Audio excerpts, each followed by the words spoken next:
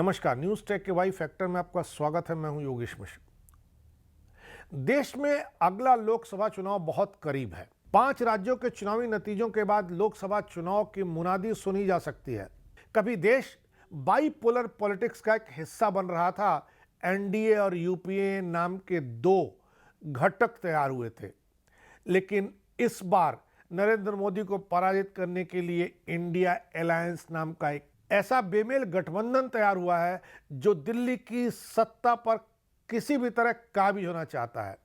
बेमेल गठबंधन की अलग अलग जरूरतें हैं, अलग अलग सिद्धांत हैं, सबकी अलग अलग समस्याएं हैं और इसी के साथ साथ यही गठबंधन राज्यों के चुनाव में एक दूसरे के खिलाफ है। दिल्ली में पता नहीं किस सिद्धांत पर इनमें एका दिख रही है, पर इनकी एका को समझने के लिए हाल फिलहाल थाईलैंड के चुनावी नतीजों को समझना बहुत ज़रूरी है। अगर आप ऐसा नहीं समझेंगे तो 2024 के चुनाव में आपका मत कहीं अवसरवादी घटकों के हाथ न लग जाए, यह आपको देखना पड़ेगा। थाईलैंड में 11 छोटे परस्पर विरोधी राजनीतिक दलों ने 22 अगस्त 2023 को एक वक्ती गठबंधन रचा है, सरकार बनाने का दावा पेश किया है। सम्राट महा वाचिरालोंगकोर्न शायद उनके नेता श्रेष्ठा थाउसिन को प्रधानमंत्री बनने का मौका भी दे दें। थाई महाराज अपने को राम दशम यानी अयोध्या के वंश वाला ही मानते हैं, मगर यह बेमेल महागठबंधन भारत की 18वीं लोकसभा के चुनाव 2024 की दृष्टि से खराब दृष्टांत होगा। सिर्फ सत्ता के लिए पैतरेबाजी जैसा दृष्टि केवल राष्ट्रीय संसाधनों के लूट पर गड़ी होगी। सत्ता की चाबी पर ऐसा थाईलैंड में हो चुका है। भारत में इसको दोहराए जाने की कोशिश जारी है। गत मई माह में थाईलैंड में संसदीय चुनाव हुए थे। तब 42 वर्षीय विपक्षी नेता पिटा लिमजारो एनराट देश के प्रधानमंत्री बनने वाले थे। उनकी मूव फॉरवर्ड पार्टी संसदीय चुनाव में सबसे बड़ा दल बनकर उभरी थी। लिमजारो एनराट ने अपने आधिकारिक ट्विटर पर कहा भी था कि वे थाईलैंड के 30वें प्रधानमंत्री बनने के लिए तैयार हैं। गौरतलब है कि इस दल को थाईलैंड के मतदाताओं ने स्पष्ट जनादेश भी दिया था, लेकिन लोकतंत्र समर्थकों को सत्तारूढ़ सैन्य समर्थक सरकार ने पछाड़ दिया। चुनाव जीतने वाली पार्टी के नेता होकर भी वो प्रधानमंत्री नहीं हो सके। उनकी उम्मीदवारी को ही राजज्ञा द्वारा पाबंद कर दिया गया। थाईलैंड की संसद ने मई के आम चुनाव में पहले स्थान पर रहने वाली प्रगतिशील मूव फॉरवर्ड पार्टी के नेता को दूसरी बार प्रधानमंत्री के रूप में नियुक्ति के प्रस्ताव के खिलाफ इस गठबंधन को वोट दे दिया। हालांकि पिटा ने प्रतिनिधि सभा में अधिकांश सीटों पर जीतने वाली पार्टियों का एक अलग गठजोड़ बनाया था। इस पूरे नज़ारे में विडंबना यह है कि 11 दलों ने एक चलताऊ गठजोड़ बनाकर इस सबसे बड़ी संसदीय दल फियू थाई पार्टी के विरुद्ध मोर्चा खोल दिया। सबसे अधिक सीटें जीतने के बाद भी युवा नेता पिटा को सेना के दबाव में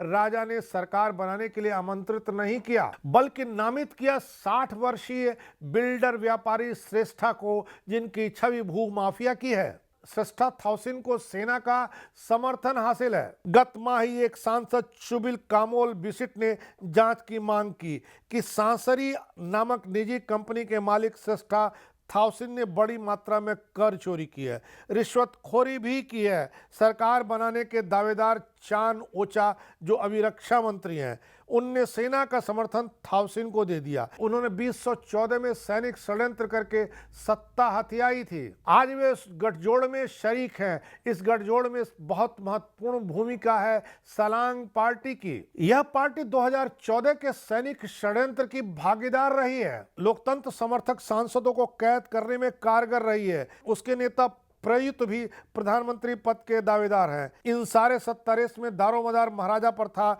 जो वंशानुगत ही होता है। वर्तमान सम्राट महा वाचिरालोंगकोर्न स्पष्टतया सेना समर्थन गठबंधन के पक्षधर हैं। दुर्भाग्यवश वहां गणतंत्र के राष्ट्रपति की भांति राजा ही प्रधानमंत्री बनवाता है। साल 2016 में अपने पिता भूमिबोल की मौत के बाद वे थाईलैंड के सम्राट बने। भूमिबोल ने करीब 70 साल तक राज्य किया। वे दुनिया में सबसे लंबे समय तक राजगद्दी पर बैठने वाले शासक रहे हैं। उनके अंतिम संस्कार में तकरीबन 600 करोड़ रुपए खर्च किए गए। उनके शव को सोने के रथ पर शमशान ले जाया गया था। राजा वाचिरालोंगकोर्न अब तक 4 शादियां कर चुके हैं। पिछली 3 शादी से उनके 7 बच्चे हैं। चौथी शादी उन्होंने 2019 में अपने निजी सुरक्षा दस्ते की उप प्रमुख सुतिदा तिजोरी से की, जो थाई एयरवेज में होस्टेस थीं। राजा वाचिरालोंगकोर्न दुनिया के सबसे अमीर सम्राट हैं। उनके पास 2 लाख करोड़ रुपए से अधिक की संपत्ति है। उनकी शाही संपत्ति में अरबों रुपए का